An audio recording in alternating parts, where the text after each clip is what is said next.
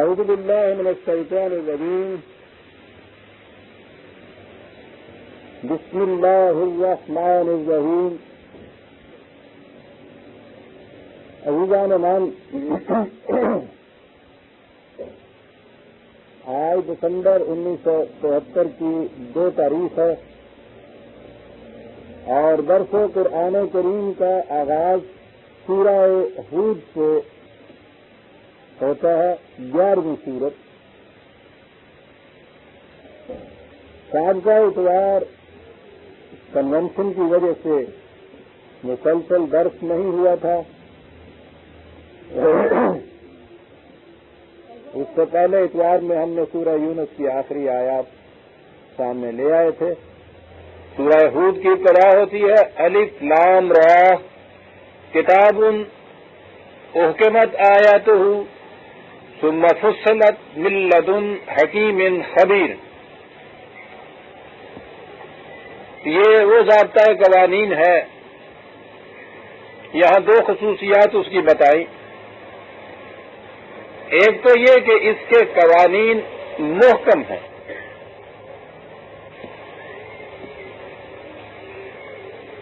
یہی چیز ہے کہ جسے غیر متبدل بھی کہا ہے.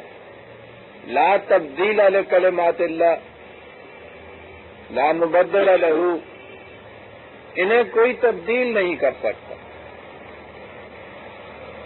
اس کے لیے لفظ صرف مستقل ہی نہیں کہا بلکہ محکم کہا، اوکمت کہا، جس کی جڑیں مضبوط ہوں، اپنے مقام سے جو ہل نہ سکے. اس قسم کے قوانین جن میں کسی تغیر و تبدل کی ضرورت نہ ہو، محکم ہوں، چٹان کی طرح اٹل ہوں، گڑے ہوئے ہوں، یہ ہے بنیادی صفت خدا کے قوانین کی. انسانی قوانین میں تغیر و تبدل کی ضرورت پڑتی ہے. قوانین بنانے والے یا تو خود ہی اپنے اپنے تقاضوں کے مطابق ان میں تبدیلیاں کرتے ہیں، یا خارجی تقاضوں سے وہ زور سے آ کے ہل جاتی ہیں. یہ جو حکومت ہے نا، اس میں دونوں چیزیں آ گئی ہیں کہ نہ تو یہ خارجی تقاضوں سے اپنے مقام سے ہل سکیں گے اور نہ ہی انہیں کن میں کسی قسم کے تغیر و تبدل کی ضرورت پڑے گی. اور اس کے بعد دوسری صفت ہے فصلت. انہیں یہ لفظ جو ہے فے صاد لام، ہمارے یہاں سے لفظ تفصیل اردو میں استعمال ہوتا ہے، اور جن معانی میں یہ اردو میں استعمال ہوتا ہے عربی زبان کے یہ معانی نہیں ہے. ہمارے ہاں ہوتا ہے تفصیل. اس کی کیا ہے؟ یعنی ڈیٹیلز جسے ہم کہتے ہیں. ایک چیز تو یہ کہہ دی نا کہ بھائی تمہارے ذمہ اتنی رقم جو ہے، اس کے بعد وہ پوچھتا ہے جی اس کی ذرا تفصیل تو بتائیے. تو پھر آپ اس کی ساری جزیات بتاتے ہیں، اس کی ڈیٹیلز بتاتے ہیں. اور یہی ہے وہ مغالطہ جس کی بنا پہ قرآن کریم کو جو کہا گیا ہے کہ یہ مفصل ہے، فصلت آیات ہیں. کہا یہ جاتا ہے کہ اس میں تمام تفاصیل اس کے اندر دی ہوئی ہیں. اس لفظ سے اردو زبان کی تفصیل کا لفظ لے کے تفاصیل اس میں دی ہیں. اور پھر وہ پوچھتے ہیں کہ صاحب کہیے کہ نماز کی رکعتوں کا کہاں ذکر ہے جی، زکوٰۃ کی شرح کا کہاں ذکر ہے جی. اس میں یہ کہتے ہو کہ کتاب ایسی ہے جس میں تفصیل دی ہوئی ہے، تو یہ تو تفصیل ہمیں نہیں ملتی. تو اب یہ تفصیل کے لیے ہمارے ہاں متقدمین میں پہلے انہوں نے پھر بات بڑی اہم تھی، یہ تفصیل کے یہ معنی کیجیے تو پھر ڈھونڈنا پڑے گا آپ کو. تو قرآن میں تو یہ تفاصیل ملتی نہیں تھی جی، ڈیٹیلز ہے نہیں تھی. تو انہوں نے پھر وحی کی 2 قسمیں کی. میں یہ عرض کر رہا ہوں کہ ایک لفظ کے متعلق اگر ذرا سا غلط مفہوم آ جائے سامنے تو پھر اس کے اوپر کتنی شاخ در شاخ اور چیزیں چڑھتی چلی جاتی ہیں. ڈیٹیلز اس کا ترجمہ کیا یا مفہوم لیا، اب ڈیٹیلز قرآن میں مل نہیں رہی، تو انہوں نے تو وحی کی 2 قسمیں بنا دی.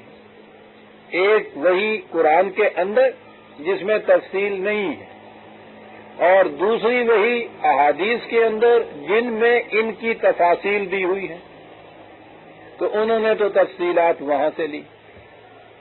اب یہ وہی تفصیلات ہیں جن کی بنا پہ یہ 72 فرقے بنے ہوئے ہیں۔ یہ قرآن کی کسی محکم آیت کی بنا پہ فرقے نہیں بنے ہوئے۔ قرآن نے تو یہ کہا تھا کہ میرے من جانب اللہ ہونے کی دلیل یہ ہے کہ اس میں اختلافی بات نہیں ہے۔ تو ظاہر ہے اگر قرآن کی سند پہ یہ 72 فرقوں کے اختلافات مل جائیں تو قرآن کا تو یہ دعویٰ ہی غلط ہو جاتا ہے۔ یعنی یہ کوئی قرآن کی صفت نہیں الگ بتائی، صفت نہیں بتائی ہوتی، خصوصیت نہیں بتائی ہوتی تو بڑی بات تھی۔ اس میں تو یہ چیز ہے کہ اس کے خدا کی طرف سے ہونے کی دلیل یہ ہے کہ اس میں اختلافی بات نہیں۔ اور اگر قرآن کی کیفیت یہ ہو یا خدا کی وحی کی کیفیت یہ ہو کہ 72 فرقوں کو نماز جیسی بنیادی چیز میں بھی اتنے اختلافات ان کو مل جائے اس کے اندر اپنے وضع کردہ نہیں بلکہ وحی کے بتائے ہوئے اختلافات، تو سوچئے تو صحیح کہ یہ دعویٰ کہاں چلا گیا۔ ایک لفظ کا غلط مفہوم لینے سے آپ دیکھیے کہ کتنی دقتیں پیش چلی آ رہی، جزیات نہیں ملتی، جزیات کے لیے عقیدہ وضع کیا، ایک اور قسم کی وحی آئی، وہ وحی قرآن میں نہیں ہے، قرآن سے باہر ہے، اور وہ جو قرآن سے باہر ہے ان میں ہر قسم کی متضاد چیزیں آپ کو ملتی۔ یہ جتنی شکلیں آپ کے ہاں مختلف فرقوں میں مثلا نماز ہی کی یا دوسرے مسائل جنہیں کہتے ہیں ان کی مختلف فی شکلیں جتنے بھی ہیں، اختلافی شکلیں جتنی بھی ہیں، وہ ساری اس وحی کی دوسری قسم کے اندر ہیں، وہاں سے سند لی جاتی۔ ہر ایک اپنی اپنی اس تفصیل کے لیے سند لا رہا ہے ان روایات سے، ان کے متعلق ابتداً یہ عقیدہ وضع کیا کہ یہ بھی وحی ہے۔ اب وحی کے اندر اختلافات ہو گئے، نبوت ہو گئی ختم، وحی ہو گئی بند، اختلافات اس کے اندر موجود ہیں، اختلافات اب مٹے کس طرح سے؟ وہ تفرقہ جسے قرآن شرک قرار دیتا ہے، جس کے متعلق کہتا ہے کہ اے رسول تجھے واسطہ ہی ان لوگوں سے نہیں ہے جو دین میں فرقہ بندی کر لے، تو اس کی سند وحی کی بنا پہ قائم ہو گئی۔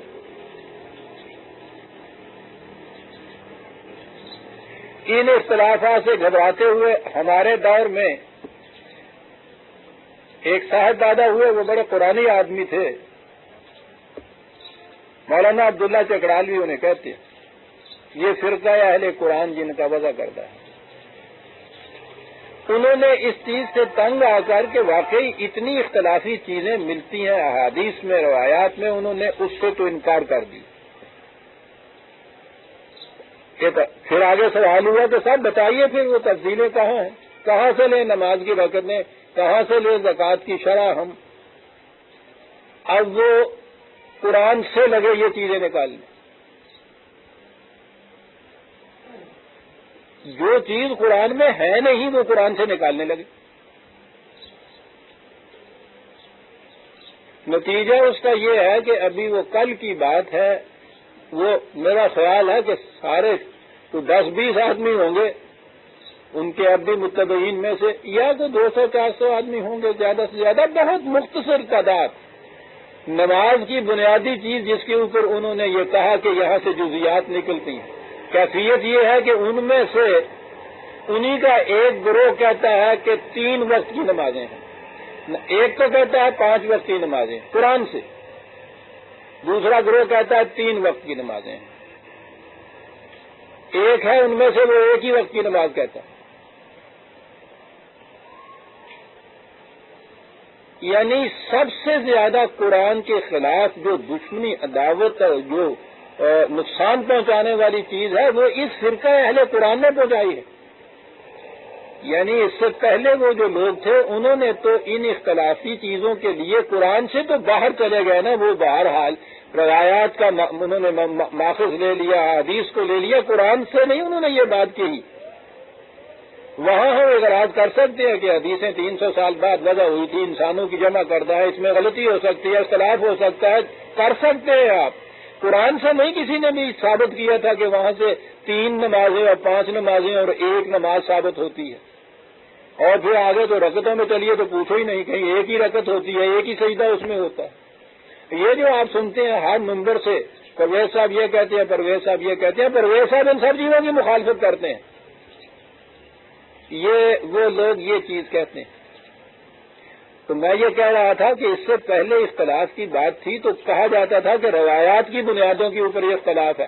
یہ ایک فرقہ اٹھا جو قرآن سے ان چیزوں کو متعین کرتا ہے, اور ابھی 4 دن بھی نہیں ہوئے اور 20 آدمی بھی ان کے اندر نہیں ہے, تو 3-4 تو ان کے اندر گروہ بن گئے, اور وہ گروہ سند لاتے ہیں بذام خیش قرآن سے. تو گویا قرآن کے متعلق پہلی دفعہ یہ چیز انہوں نے ثابت کر دی اہل قرآن نے کہ اس میں اختلافی چیز ہے. قرآن سے جو ہو گیا کہ 5 بھی قرآن سے, 3 بھی قرآن سے, 1 بھی قرآن سے, اور ابھی یہ نمازوں کے وقت کے متعلق ہے. ان کے یہاں حرام و حلال کی تفصیلیں دیکھیے تو وہ ایک ان میں سے الگ الگ تفصیل دے رہا ہے. اب زکوٰۃ کی شرح بھی قرآن سے نکال رہے ہیں, کوئی کچھ نکال رہا ہے تو کچھ نکال رہا ہے. میں کہتا ہوں اس قدر ان لوگوں نے قرآن کے خلاف دشمنی کی ہے اس فرقے نے, اس سے پیشتر قرآن کے خلاف ایسی بات نہیں ہوئی تھی. وہ خارج از قرآن اپنی سند لاتے تھے. یہ اہل قرآن اپنے آپ کو کہتے ہیں, سند قرآن سے لاتے ہیں. اور اختلاف کی کیفیت یہ ہے کس چیز کی وجہ سے ہوا. ایک مفسر لفظ یا فصل لفظ جو ہے اس کے غلط مفہوم لینے سے, اردو کا مفہوم لینے سے, تفصیل کے معنی جزیات لے لینے سے. عربی زبان میں یہ معنی نہیں ہے اس کے. فاصلہ کے معنی, فاصلہ تو آپ جانتے ہیں نا, الگ الگ کرنا,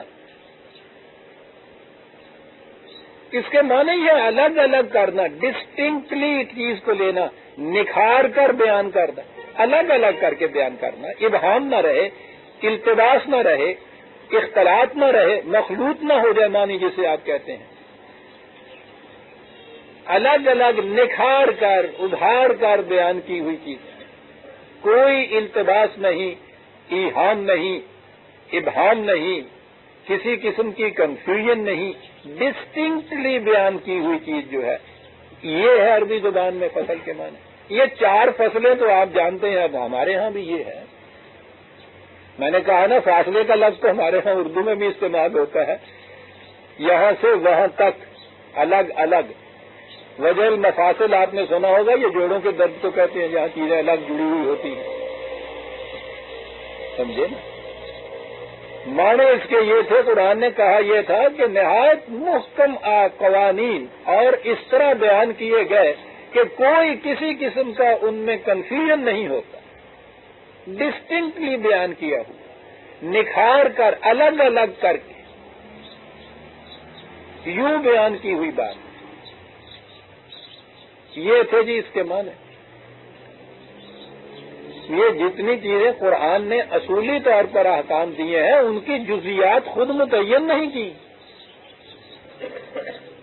اور یہی تو ایک ایسی کتاب کے لیے ہونا چاہیے تھا جسے قیامت تک کے لیے تمام نوع انسانی کے لیے ضابطۂ ہدایت بننا تھا کہ وہ جزیات خود متعین کر کے نہ دے دیتی.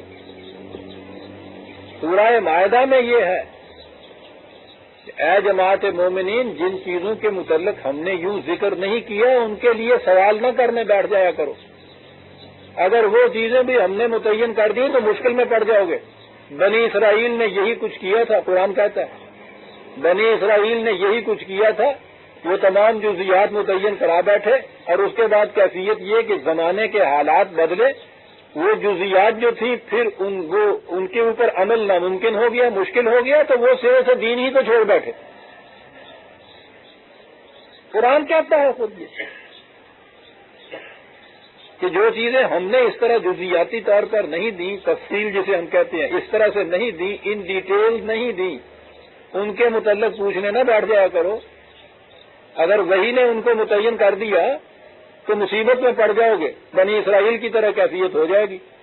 عمل ان پہ نہیں ہوگا زمانے کے حالات کے اختلاف کی وجہ سے, بدل جانے کی وجہ سے. وہ کپڑا چھوٹا ہو جائے گا, کٹ تمہارا بڑھ جائے گا.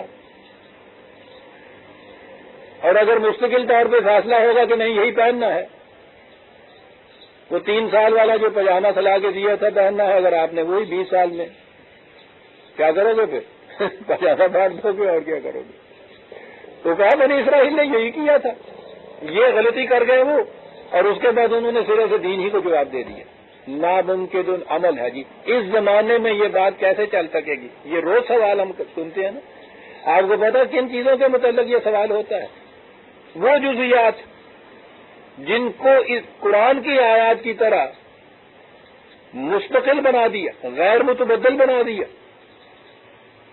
جزیات غیر متبدل نہیں ہے، اور یہ اسی لیے خدا تعالیٰ نے خود نہیں ان کو متعین کیا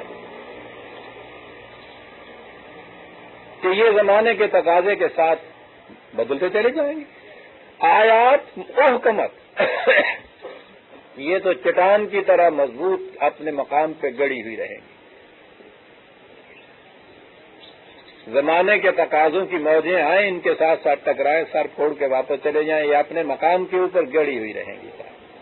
پرماننٹ ویلیوز یا پرپیچول جو احکام ہوتے ہیں ان کی کیفیت یہ ہوتی ہے غیر متبدل جو ہوئے، اور ان کی روشنی میں جو جزیات ان پر عمل کرنے کے طریقے یوں کہہ دیجیے نا جن کو ہم جزیات کہتے ہیں، وہ زمانے کے تقاضوں کے ساتھ ساتھ بدلتے جائیں گے۔ یہ تھا نظام، اور یہ بات جو تھی کوئی یہ نہیں کہ 100 200 400 سال بعد جا کے ضرورت پیش آئے کہ نبی اکرم صلی اللہ علیہ وسلم کی وفات کے چند ہی سال بعد 3 سال بعد حضرت عمر رضی اللہ عنہ کا دور آتا ہے۔ آپ اس میری کتاب میں دیکھیے شاہکار رسالت کے اندر ایک باب ہے یہ کہ کتنے فیصلے ایسے تھے جن میں تبدیلی کی حضرت عمر نے، اور یہ کہہ کر کی کہ صاحب حالات بدل گئے ہیں 3 سال میں۔ اولیات عمر ایک متفق علیہ چیز ہے، سب مانتے ہیں، یعنی حضرت عمر نے جن چیزوں کی ابتدا کی، یعنی جو اس زمانے میں پہلے دور میں واقعات سامنے نہیں آئے، پہلی دفعہ واقعات سامنے آئے، انہوں نے ان کی جزیات متعین کی، اور جو جزیات متعین ہوئی تھی ان میں تبدیلی کی، یہ کہہ کر تبدیلی کی کہ حالات کا تقاضا ہے، حالات بدل گئے ہیں۔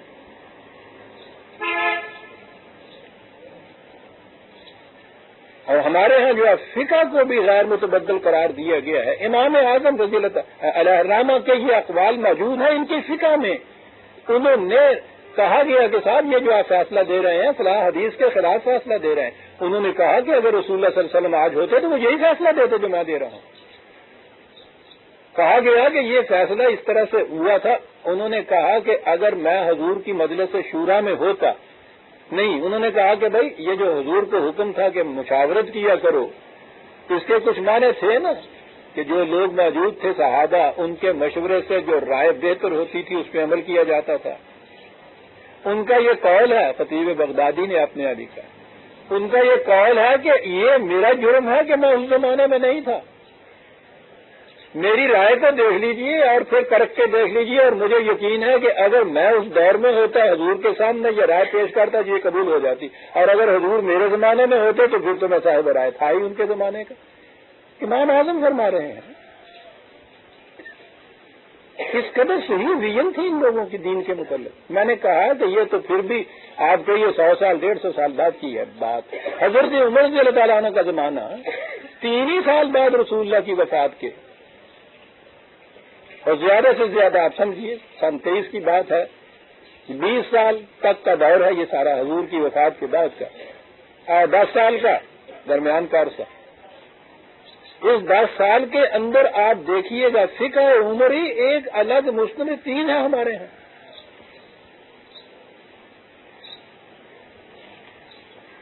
اس لیے کہ وہ جانتے تھے کہ یہ تفاصیل، یہ اردو میں جو میں نے عرض کیا ہے، ڈیٹیلز، جزیات یہ غیر متبدل نہیں ہوتی، قرآن نے اسی لیے نہیں دیا ان کو اپنے ہاں، اور جو حضور نے متعین فرمائی اپنے دور میں، حضرت عمر رضی اللہ تعالیٰ عنہ نے حضور کے چند ہی سال بعد ان میں تبدیلیاں کی، یہ کہہ کر تبدیلیاں کی کہ زمانے کے حالات بدل گئے ہیں، ان حالات کے اندر یہی فیصلہ ہونا چاہیے۔ ان کا یہ مستقل قول ہے کہ لوگ اپنے زمانے کے حوال سے زیادہ مشبہ ہوتے ہیں بنسبت گزرے ہوئے زمانے کے۔ یہ تھی بنیادیں دین کی آپ کے ہاں۔ جسے آپ کہتے ہیں کہ صاحب وہ ناممکن عمل ہو گیا ہے، 1000 سال پہلے تو یہ بات چل سکتی تھی، اس دور میں نہیں چل سکتی، یہ ٹھیک ہے، لیکن یہ وہ چیزیں ہیں کہ جو بعد میں انسانوں کی بنائی ہوئی چیزیں جن کو دین بنا دیا ہے آپ نے۔ قرآن کی کوئی چیز ایسی ہے ہی نہیں جسے آپ یہ کہیں کہ زمانے کے بدلنے سے، حالات کے بدلنے سے، تقاضوں کے بدلنے سے اب اس پر عمل ناممکن رہ گیا ہے ہی نہیں کوئی بات ایسی۔ اصول ناممکن العمل کیسے ہو سکتے ہیں؟ حالانکہ دور اس وقت ہمارے ہاں ساری دنیا میں یہ کہیے انتہائی بددیانتی کا، مکاری کا، جھوٹ کا، کذب کا آ گیا ہے، اس کے باوجود کوئی یہ نہیں کہتا کہ بددیانتی بڑی اچھی چیز ہے۔ پہلے زمانے میں تو دیانتداری اچھی چیز تھی اور اس دور میں صاحب دیانتداری اچھی چیز نہیں ہے۔ یہ اصول ہے۔ تو قرآن کے جو اصول اور احکام اور اقدار قرآن نے دیے ہیں، احکمت آیاتہ، وہ غیر متبدل ہیں، محکم ہیں، اپنے مقام پہ چٹانوں کی طرح گڑے ہوئے ہیں، اور جو بیان کیے گئے ہیں فصلت، پھر انہیں نکھار کر الگ الگ کر کے ڈسٹنکٹلی بیان کیا گیا ہے۔ یہ اس لیے کہ کنفیوژن نہ ہو ان کے سمجھنے میں۔ ملدن، یہ دونوں چیزیں اس نے خود کی ہیں، محکم آیات غیر متبدل، طریقے بیان نکھار کر، ابھار کر، الگ الگ کر کے۔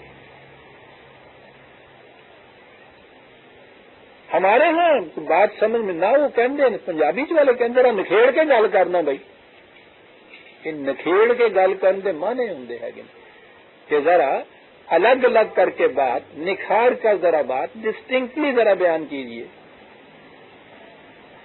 یہ چیز۔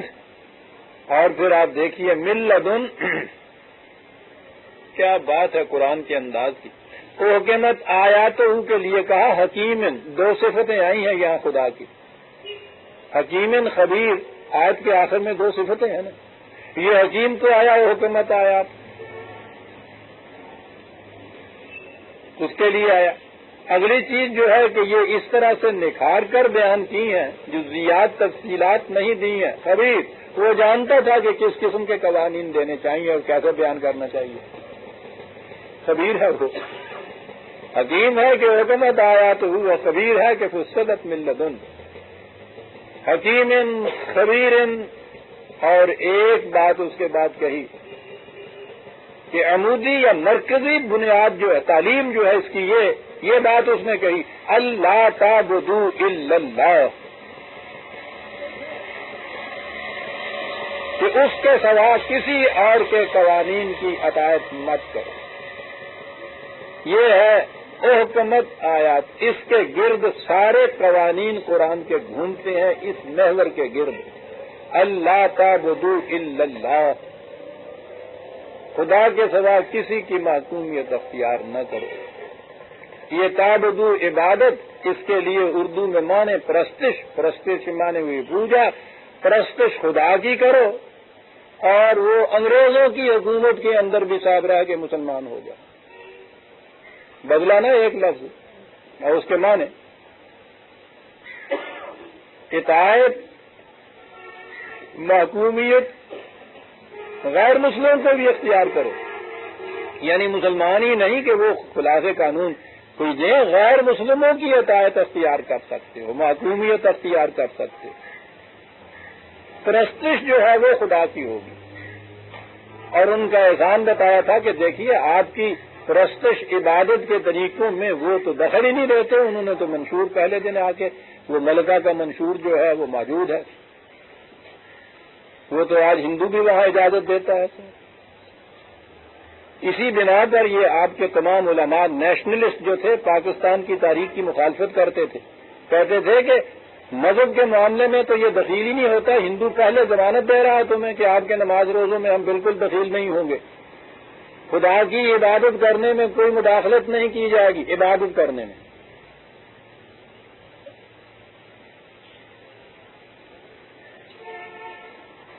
خدا کی محکومیت، اس کے قوانین کی اطاعت، مرکزی خیال جو ہے، بنیاد جو ہے قرآن کی، اللہ تعبدوا الا اللہ۔ آپ دیکھیے کہ یہ جو کہا ہے آیات کو محکم بنایا، فصلت نے ہاتھ نکھار کے بیان کیا، تو بات آگے کیا کہی ہے؟ ایک مرکزی بات ہے اللہ تعبدوا الا اللہ۔ اب اس کے بعد ایک ہی مقام آتا ہے، ایک ہی خطرناک گھاٹی آتی ہے جہاں مذہب پرست انسانوں نے ٹھوکریں کھائیں۔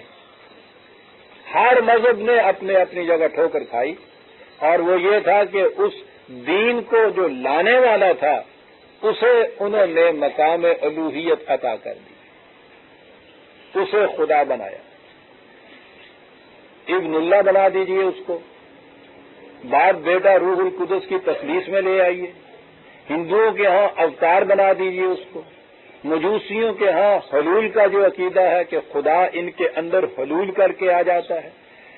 کوئی عقیدہ دیجئے، دنیا کی ہر مذہب پرست قوم نے اپنے مذہب کے بانی، یعنی وہ ہم تو کہیں گے کہ جو دین لائے تھے پیغمبر ان کے ہاں کے، ان کو انہوں نے بشریت کے مقام سے الوہیت کا مقام دے دیا۔ ہر مذہب نے یہ کیا ہے۔ قرآن نے اسی معاملے میں اتنی بڑی احتیاط برتی کہ یہاں یہ قوم بھی یہاں نہ پہنچ جائے۔ آپ دیکھیے کہ کہا کہ اللہ تعبدوا الا اللہ، خدا کے سوا کسی اور کی محکومیت نہیں۔ اسی سانس میں، اسی آیت میں اگلی ٹکڑا یہ ہے اننی، باقی رہا میں، رسول کہہ رہا ہے، کیا بات ہے، باقی رہا میں۔ یہ دیکھیے اننی، میرے متعلق اگر کچھ سوچتے ہو، میں رہا اس کے بعد انی لکم منہ نذیر مبین، منہ اس کی طرف سے میں تمہیں آگاہ کرنے والا ہوں، غلط روش زندگی کے تباہ کن نتائج، اچھی زندگی کے خوشگوار نتائج کی اطلاع دینے والا۔ میرا اتنا ہی کام ہے، میرا اتنا ہی مقام ہے۔ اور یہی وجہ ہے کہ ہمارے ہاں یہ جو کلمہ طیبہ ہے اس کے دونوں جز ان دونوں چیزوں کو اکٹھا کر دیا۔ لا الہ الا اللہ اسی سانس میں باقی رہا، خدا کے بعد جو ایک ہستی ہو سکتی تھی، جہاں اہل مذاہب نے ٹھوکر کھائی تھی، وہ ہستی محمد کی ہو سکتی تھی، محمد اور رسول اللہ۔ خدا کی توحید کے اقرار کے ساتھ اسی سانس میں محمد کا مقام متعین کر دیا کہ صاحب بس رسول اللہ، خدا کا پیغام بس، کہ کہیں اس سے زیادہ نہ لے جائیں آگے ان کو۔ اور پھر آپ جب مذہب میں آئے ہیں تو اب آپ سوچئے کہ آپ نے پھر یہ کیا کیا، جو کچھ پہلے نے کیا تھا وہی کچھ آپ کریں۔ وہ آپ کے یہاں پھر شاعری چلی، پھر اس شاعری کے اندر کہاں کہاں پہنچایا، اگرچہ ظاہر میں وہ عرب ہے مگر حقیقت میں عین رب ہے۔ ہاں جھومتے ہیں صاحب، کیا بات ہے، عرب کو عین اور رب کر کے صاحب، اور سوچئے کہ کیا بتا دیے۔ اور وہ احمد میں اور عہد کے اندر تو میم آتی ہے، یہاں تو عین آیا۔ دیکھیے شاعری ساری اس میں میم آتی ہے، تو وہ میم کا پردہ تو آپ کو پتا ہے نا، نگاہ عاشق کی دیکھ لیتی ہے پردہ میم کو اٹھا کر۔ یہ کیا ہے، یہ پردہ میم، وہ جو احمد اور عہد کے اندر وہ میم کی گنڈی ہے، چل بھائی وہ پردہ ہے درمیان میں، اس کو الگ کیا، عہد ہی تو ہو گیا تھا۔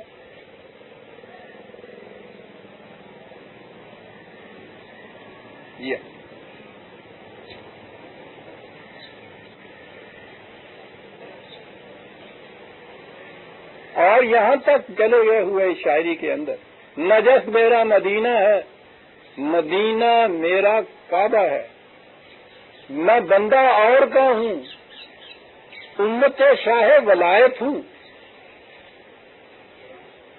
بندہ رسول کا محمد کا اور امت حضرت علی کی، جو سمجھوں اور کچھ کھا کے عرب میں سونے والے کو مجھے معذور رکھ، میں مست ساغائے محبت ہوں۔ یہ جو پہلے اہل مذاہب نے بنایا تھا ان کو خدا، اپنے بانیان کو انہوں نے نفرت اور عداوت کی بنا پہ بنایا تھا، عقیدت اور محبت کی بنا پہ بنایا تھا نا، ان کا بنایا ہوا شرک، اور تم مست صاحبائے محبت ہو تو جو کچھ تم کہو تو یہ عین اسلام، ارے عین اسلام، لفظ اسلام، پھر جب مبالغے میں انسان آتا ہے تو پھر چلتا ہے، چلا جاتا ہے، چلا جاتا ہے اسی مقام کے اوپر سے آپ نے بھی کھڑا کر دیا۔ اور اب ہمارے دور میں تو یہ بدعت ہے، نماز سے پہلے آپ دیکھتے ہیں کہ یہ 1300 سال سے ایک طلعت چلی، اذان چلی آتی تھی، اذان سے پہلے نماز کہہ رہا ہوں، اذان کی ابتدا تھی اللہ اکبر، اتنا انقلابی اعلان تھا عزیزان من، ہر قسم کی کبریائی کا اعلان کہ کسی انسان کو حق حاصل نہیں کبریائی کے اندر وہ شریک ہو جائے، اکبر اسی کی ذات، اکبر اسی کی ذات، ٹھیک ہے۔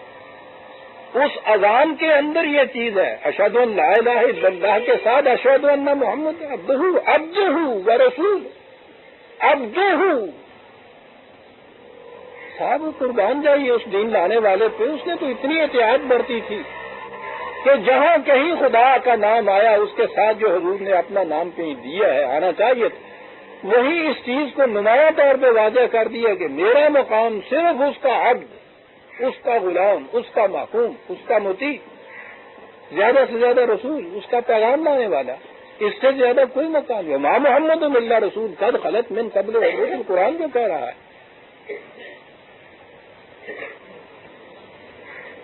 یہاں اب وہ جو اذان کے الفاظ ہیں ان میں بھی یہ چیزیں جو ہیں وہ لائے چلے جا رہے ہیں۔ کس کی ضرورت ہے کوئی ٹوک سکے کسی کے ساتھ؟ کہا نہیں تو یہ سیرت کے ساتھ محبت رسول اللہ کا تقاضا یہ ہے، کم وقت تیرے دل کے اندر اگر پتھر ہے، ابو لہب کا سینے میں تیرے دل ہے، تو ہم کیا کہیں صاحب، یہ تو محبت کا تقاضا ہے۔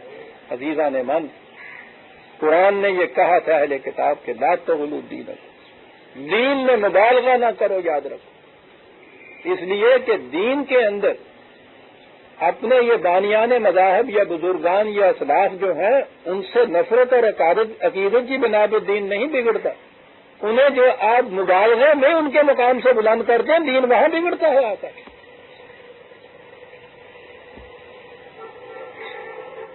کہا تھا کہ مبالغہ نہ کرنا اپنے دین میں، لیکن اس میں تو کسی کی شکایت نہیں۔ جب بھی دین مذہب کی سطح پہ آئے گا یہ ساری چیزیں آئیں گی، جو ایک مذہب میں آیا ہر مذہب میں وہ آئے گا۔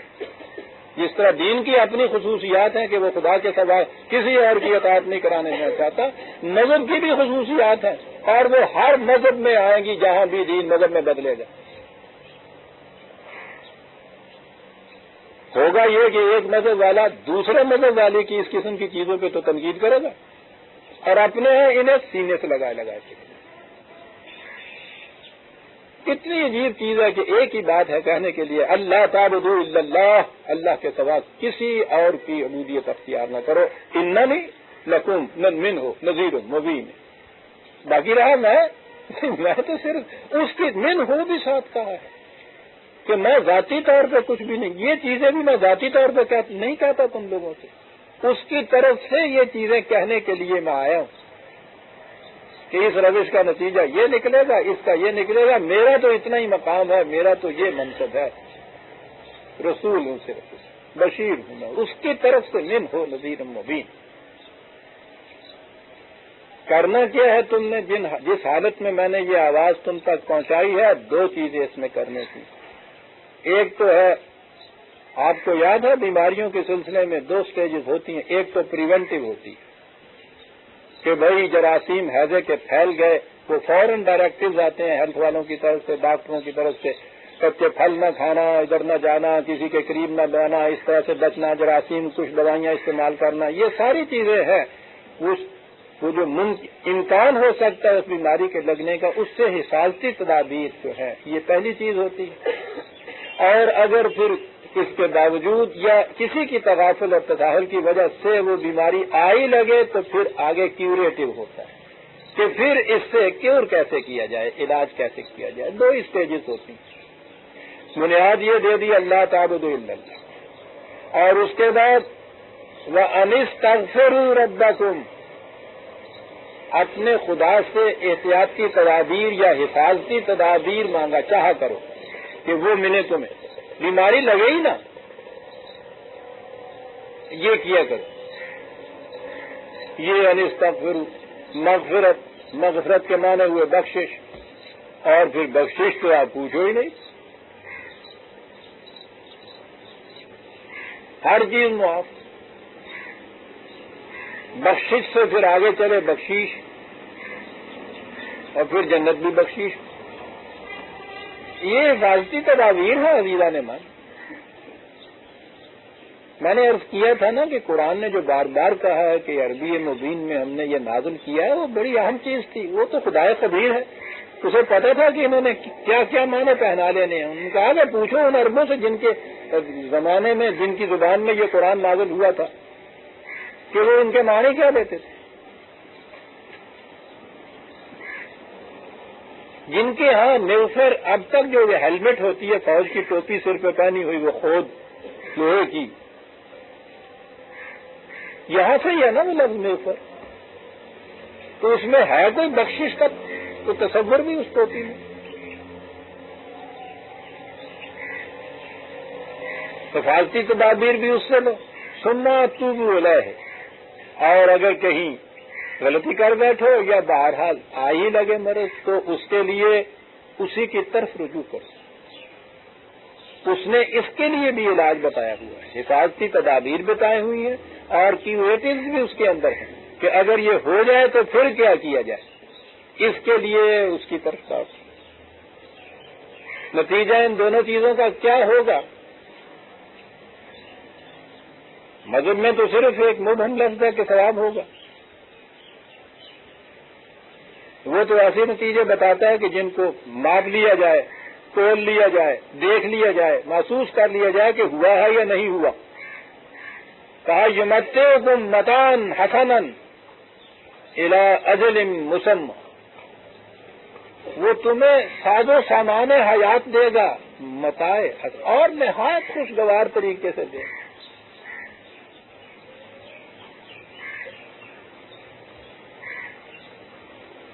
متان یمتعکم، آپ دیکھیے کتنا جامع لفظ.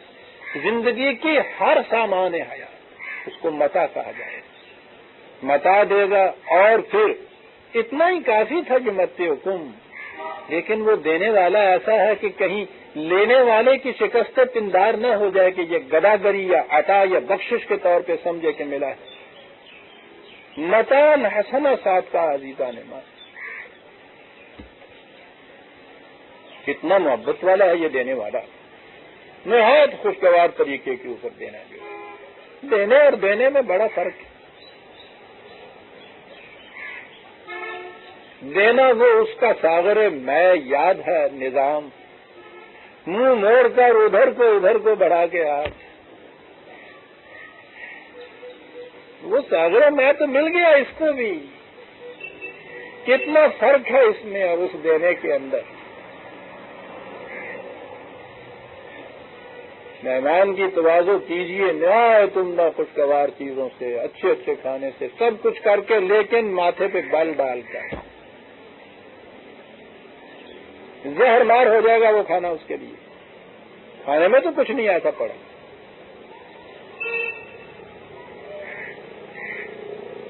اور اسی لیے وہ جو نبی اکرم صلی اللہ علیہ وسلم کی ایک حدیث ہے، میں نے کہا صحیح حدیث تو ہیرے کی طرح چمک اٹھتی ہے.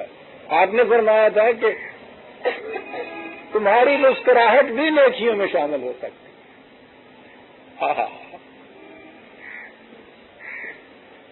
اپنے بھائی سے ملو تو تمہارا تبسم بھی نیکی میں شامل ہو سکتا ہے. بڑی چیز ہے یہ. دے رہا ہے یوں بھیگ دے کہ دست گدا کو خبر نہ. متان حسنا یمتعکم متاعا حسنا الی اجل مسمى. تو کیا یہ ایک دفعہ یہ کچھ کرنے سے پھر وہ ملتی چلی جائے گی؟ کہنے کہ نہیں. اب یہاں پھر آ کے وہی مغالطہ ہمارے ہیں. اجل مسمى، ایک وقت مقررہ تک چلی آئی تقدیر کا قصہ کہ جی وہ پہلے سے مقرر تھا وقت کہ اتنے وقت تک کے لیے ملے گا. یہ جو چیز ہے جسے آپ میعاد کہتے ہیں یا اجل کہتے ہیں، وقت کہتے ہیں، قرآن نے یہ کہا ہے کہ تمہارے اعمال خود تمہاری اجل متعین کرتے ہیں.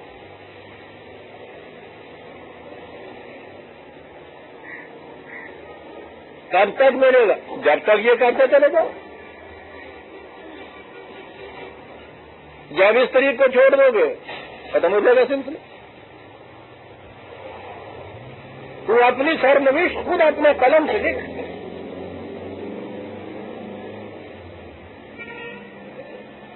اجلے مسلمان یہ جسے تم خود نشاندہی جس کی نشاندہی تم خود کرو.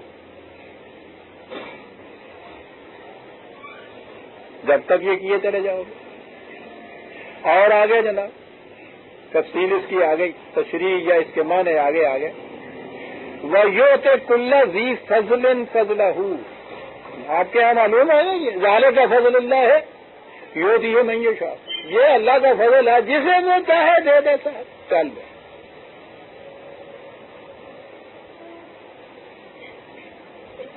دیکھا نا آپ نے یہ ہر جگہ لکھے اور ہر جگہ ہر شخص یہ کہنے والا.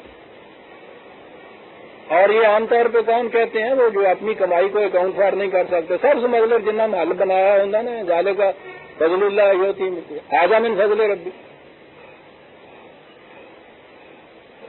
اور شرمناک بات ہے کہ ہمارے ہاں تو یہ اب مذاق میں یہ ایک ٹرم آ گئی ہوئی ہے کہ صاحب یہ کیا ہے کوٹھیوں پہ کوٹھی بن رہی ہے صاحب بڑا فضل ربی ہے یہ. حتیٰ کہ کہتے ہیں کہ تنخواہ تو اتنی سی ہے لیکن بھائی فضل ربی کا بھی کوئی ٹھکانا ہے. یہ اندازہ لگائیے. لیکن یہ تو چیز موجود ہے نا ذالک فضل اللہ یؤتی من یشاء کا ترجمہ یہ کہ بھائی یہ تو اللہ کا فضل ہے جسے چاہتا ہے وہ دے دیتا ہے. ٹھیک ہے. دیکھتے ہیں کس پٹڑی کے اوپر ڈالا ہوا ہے آپ لوگوں کو مذہب نے. پتہ قرآن کیا کہتا ہے میں پڑھ گیا ہوں آپ نے غور نہیں سننا ہے. وَيُؤْتِ كُلَّ ذِي فَضْلٍ فَضْلَهُ. وہ اپنا فضل یہ سہولتیں یہ اسے دیتا ہے جو پہلے اس کی صلاحیت پیدا کرتا ہے. كُلَّ ذِي فَضْلٍ فَضْلَهُ. ذی فضل کو فضل دیتا ہے.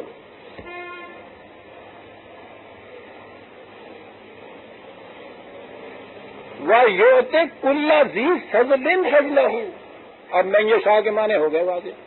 جو لینا چاہے وہ جو میں ترجمہ کیا کرتا ہوں. ذالک فضل اللہ ہے یؤتی ہے یہ اللہ کا فضل ہے وہ دیتا ہے. من یشاء انہوں نے کہا جسے وہ چاہتا ہے. میں نے کہا عربی قاعدے کے مطابق من یشاء جو لینا چاہتا ہے. یہ کہاں سے میں نے یہ فرق پیدا کیے ہیں. خدا نہ کردہ قرآن کے اندر اپنی فکر سے اپنے ذہن سے یہ چیزیں کرنے تو شرک کہاں سے. وہ کہتا ہے یؤتی کل ذی فضل فضلہ. اس نے یہ کہہ دیا کہ من یشاء کا ترجمہ یہ ہے تو وہ ذی فضل کہتا ہے وہ جتنا کوئی ذی فضل اپنے آپ کو بناتا چلے جائے ہم اس کو فضل دیتے چلے جائیں گے.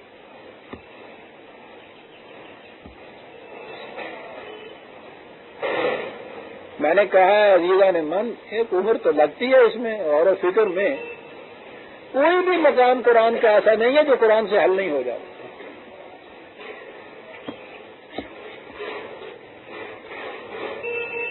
جی دو باتیں ہو گئی. لا تعبدوا الا اللہ اس کے سوا کسی کے قوانین کی اطاعت نہ کرو. بڑی سے بڑی ہستی بھی جو تمہارے سامنے آتی ہے اس کو اس کے مقام کے اوپر رکھو. حالانکہ رسول اللہ جیسی ہستی کو بھی یہ سمجھو کہ نذیر اور بشیر اور نذیر اور رسول ہے.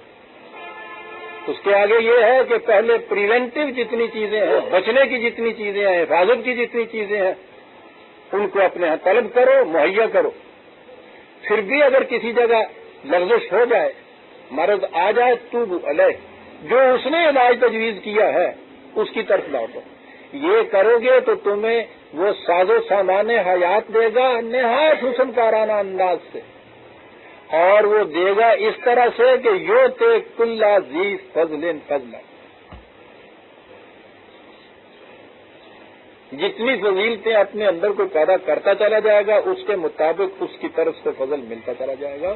وہ تو قانون کی ہدایت کا لازمی نتیجہ یہی تو اس کے معنی ہو گئے.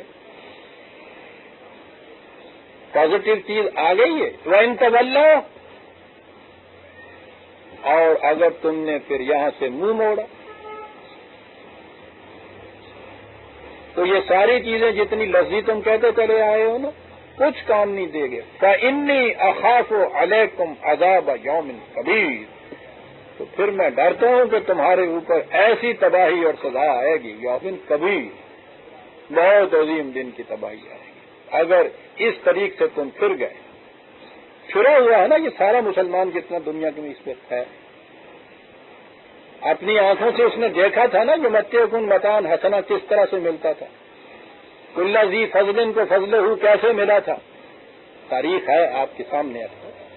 اور دیکھیے گا شاہکار رسالت کے اندر میدان جب فتح ہوا ہے کیا کیفیت تھی، کیا کچھ نہیں ملا تھا اس کے ماتحت، اور ثم تولو کی جب کیفیت بعد میں آئی ہے تو اس کے بعد عذاب یوم کبیر، اس سے زیادہ اور رسوا کن تباہی اور کیا ہوگی جو ہمارے اوپر مسلط۔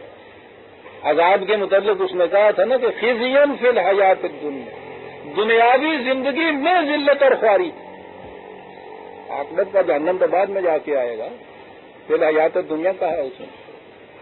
یہ تولو کا نتیجہ ہے نا، پھر گئے اگر یہاں سے گریز کی راہیں نکالی تم نے، دونوں چیزیں ہوتی ہیں، ایک تو بالکل منہ موڑنا ہوتا ہے، ایک گریز کی راہیں نکالنی ہوتی ہیں۔ وہ کہتا ہے کلی لفظ دے دو، ضروریات سے زائد سارا، انہوں نے کہا 2.5% دے دو، یہ ہے گریز کی راہیں نکالنی۔ ہوگا یہ کیسا، اللہ مرجعکم وہو علی کل شیء قدیر، اس نے تو پیمانے مقرر کر دیا، ہر شے کے قوانین مقرر کر دیے، اور جو اس کی مملکت سے نکل کے کہیں نہیں جا سکتا، اس کا قانون ہر جگہ لاگو ہوگا۔ کہیں بھی جاؤ قانون یہ ہے کہ ہوا سے سانس لوگے تو زندگی ہوگی، چلے جاؤ جناب آپ سمندر کی تہہ میں بھی جاؤ تو وہ سانس لینے والا پیچھے آپ کو وہ سلنڈر لگا کے جانا پڑتا ہے، پہاڑ کی چوٹی کے اوپر بھی جاؤ تو وہاں بھی آپ کو یہی سانس لینا پڑتا ہے۔ کہتا جا کہاں سکتے ہو، اللہ مرجعکم، تمہیں سانس لینے کے لیے اس کے قانون کی طرف لوٹنا ہے،